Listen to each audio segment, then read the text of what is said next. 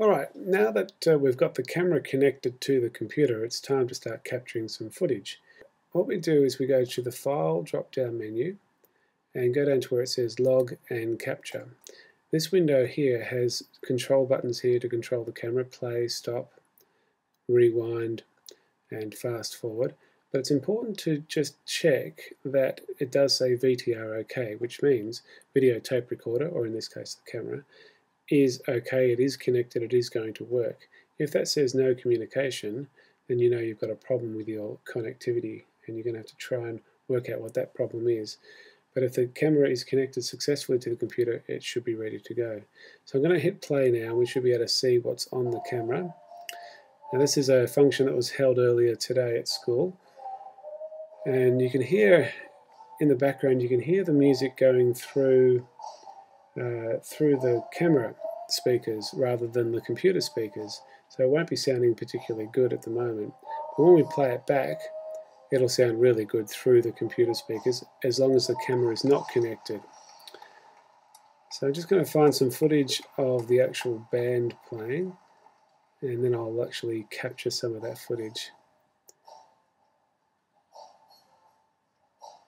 Now we might capture a little bit of your audience now too, so this will be a nice wide shot from the back of the hall. So I'll start capturing by clicking the Capture Now button. So as you can see, it's starting to read it, and it's going to take a little while. Here we go, we're capturing now. So we've got the band there, we've got the audience watching the band. This is a nice, good establishing shot.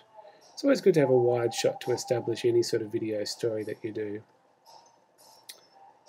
And we'll just keep that going because we might refer to that a few times. We're panning across, nothing there to see. Now we're getting some close-up shots.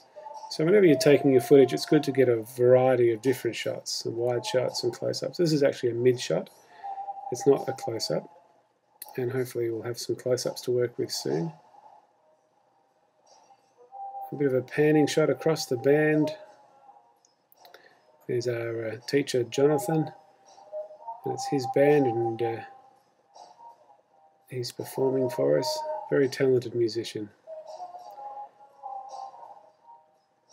Now, I've got enough mid shots now, so I'm going to press the escape button. Let's press escape, that's going to stop the capture, and I'm just going to fast forward using I prefer to use the camera controls to fast forward and back. Now these girls are doing an intro. I'll just let that play. And they make a few mistakes early on, so we're just going to go forward until I think this one's okay, so we'll just take it back to the start of this. We're about to go in, and as soon as we've got a point, we will start capturing. All right, we'll start capturing now, and hopefully they'll be right. Hi, I'm Georgia, and this is Jen. We're at Jazz. Here they go again, take 3. Hi, I'm Georgia, and this is Jen. We're at Jazz on the Green right now. However, due to the current weather conditions, it's more like Jazz in the Hall. At the moment, we're just listening to the Jonathan and Gigi trio. They're playing some amazing jazz songs for the audience at the moment, and Georgia and I are going to sing, as well as bands at Annabelle Clough, as well as stage band, Planet Groups, and a great afternoon, a whole lot of jazz music, and a good fun ride with Strassie. Raising money for the bushfire appeal. Okay, so they made another mistake. But for the sake of this tutorial, I'll just escape that. And we've got that. So I'm just going to get a little bit more of the band. So I'll just go fast forward until we're going to get more of the band, or no, it's them singing now. So we've probably got enough to work with anyway. So now that we've got that captured, you'll notice that it appears over here as a bit of footage. In this case it's called Untitled 1. I did have one earlier that didn't quite work properly, so there's 2 lots I've got. One for the tutorial that you've just seen is called Untitled 1.